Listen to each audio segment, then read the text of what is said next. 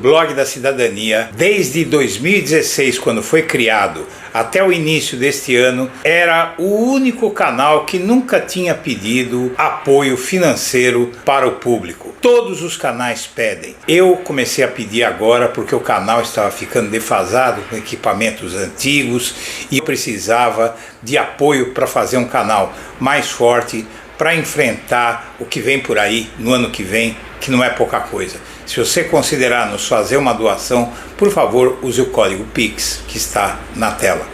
Uma campanha disseminada em redes sociais com ataques diretos ao Congresso Nacional está provocando preocupação de políticos e de analistas e pedidos de moderação em defesa do respeito entre os poderes e da convivência democrática de diferentes correntes políticas.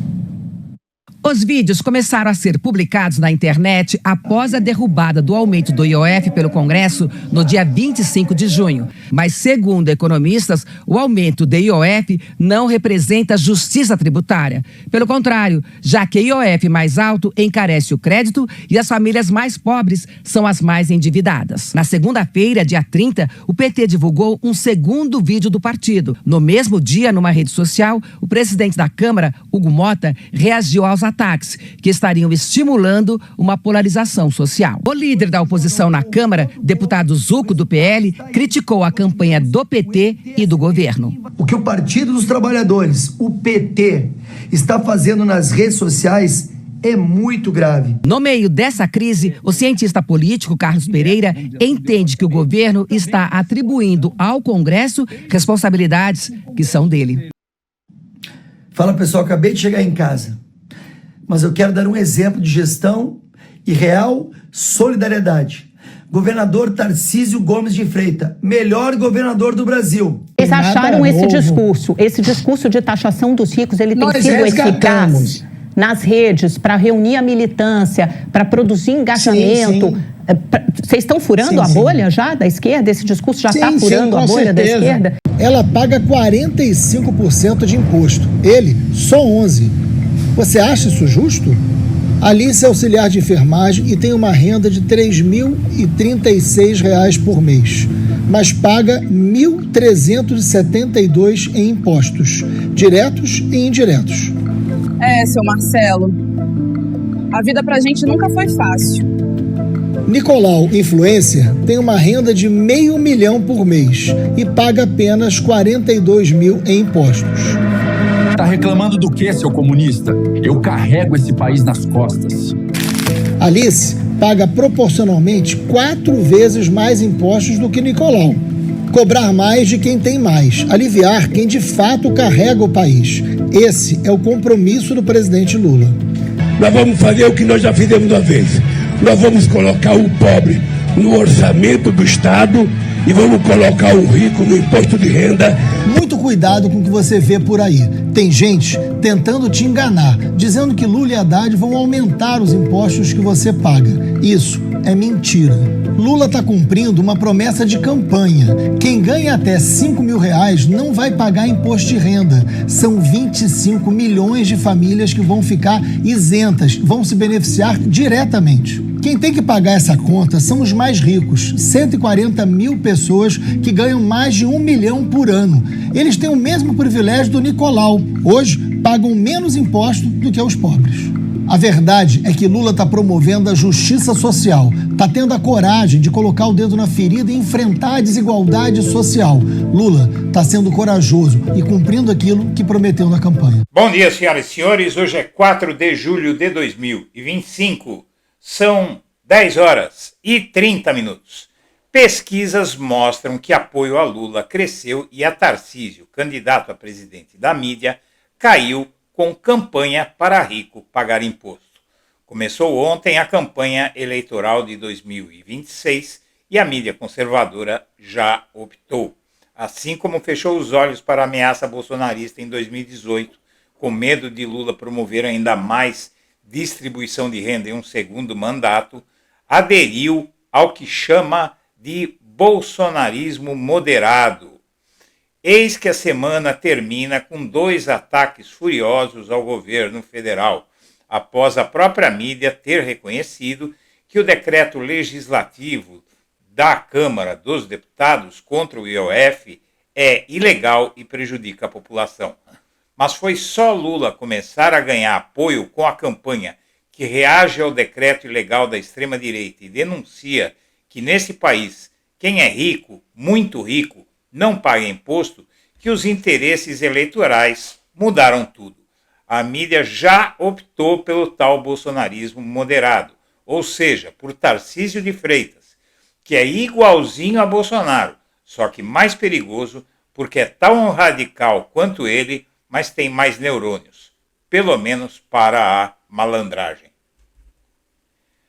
Guerra de ricos versus pobres migra das redes petistas para as ruas.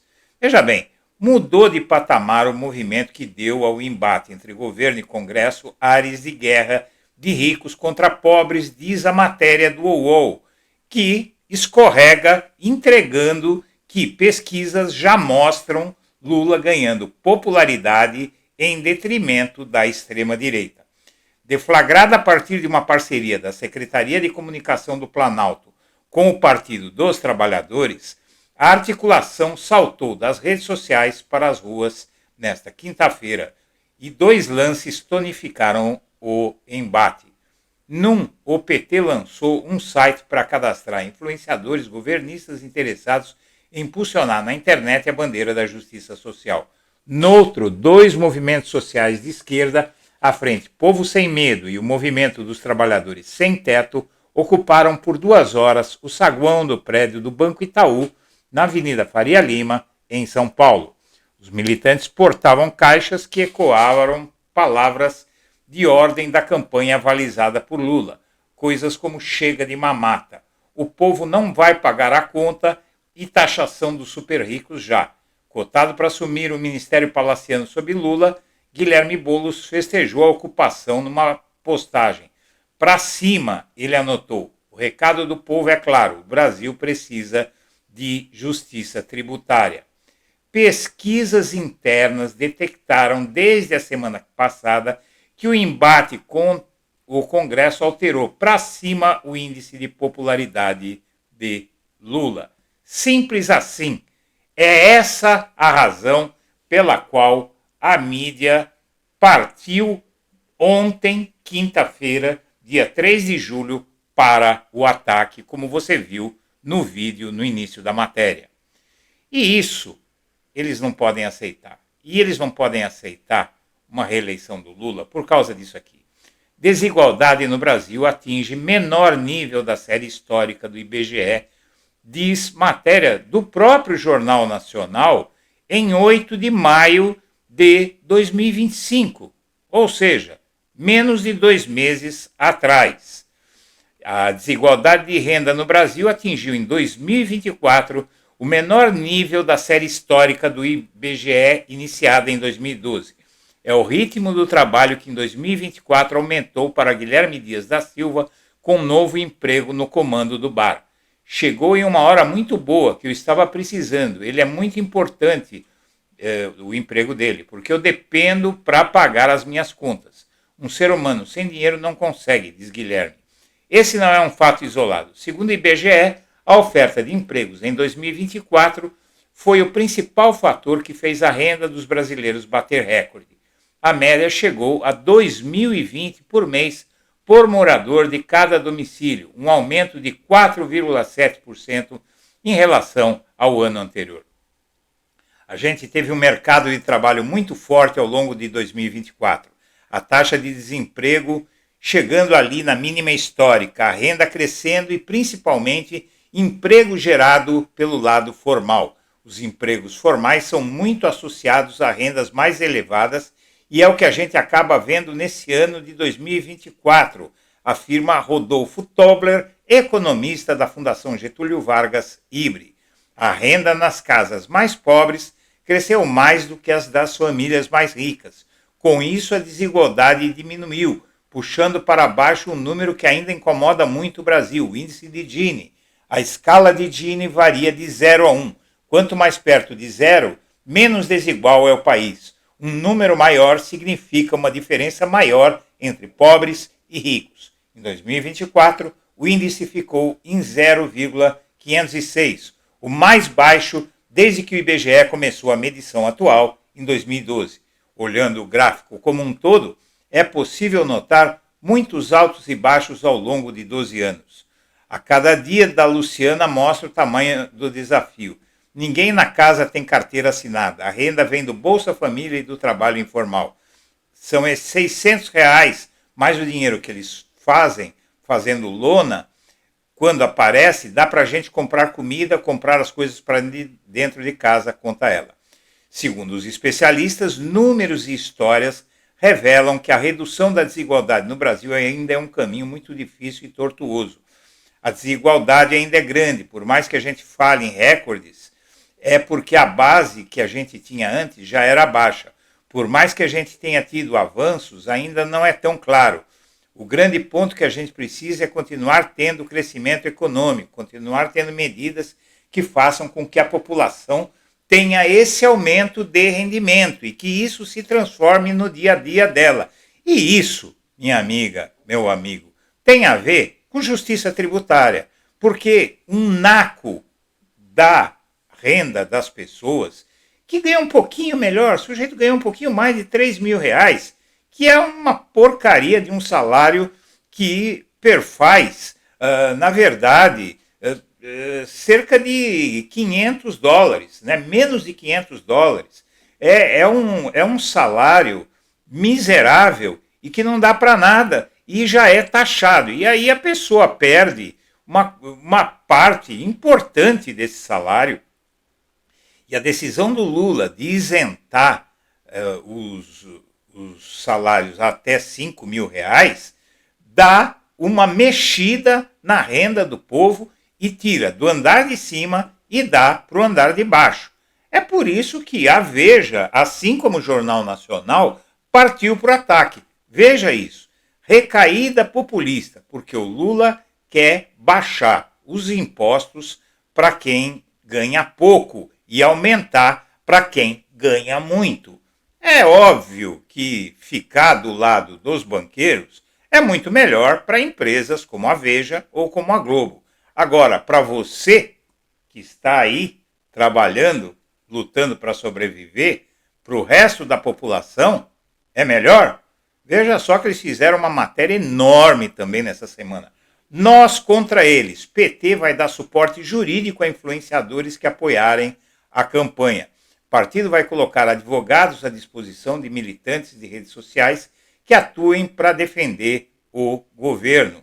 E é uma medida que vai fazer com que as pessoas se mexam. Justamente por quê?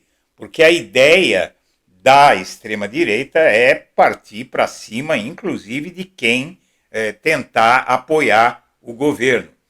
Bom, minha amiga, meu amigo, tudo isso se baseia nisso aqui, nessa tese da Folha de São Paulo que foi encampada até pela Globo, pela Veja, por toda a mídia corporativa.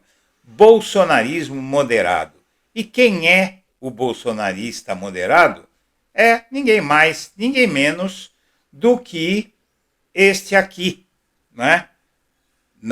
Nessa longa matéria do jornal Globo, né? Da Globo, persona, né? A foto do Tarcísio, equilibrista entre radicais e as instituições, o que mobiliza o mais relevante nome da direita brasileira com mandato para voo em 2026. E aqui já está sendo feita a campanha, né? É uma longa lenga-lenga. O ministro é inteligente, corajoso e obstinado, não se briga com Moraes, a gente se une a ele. Está aí, monte de elogio, já fazendo campanha para o Tarcísio de Freitas. Essa mesma Bela Megali foi quem fez campanha para Sérgio Moro em 2022 e aí afundou o barco e o Moro não foi para frente. E o PT, nessa campanha, está indo para cima do Tarcísio. E é por isso, minha amiga, meu amigo, que começou tudo isso. Então, bem-vindo à campanha eleitoral de 2026. Começou ontem.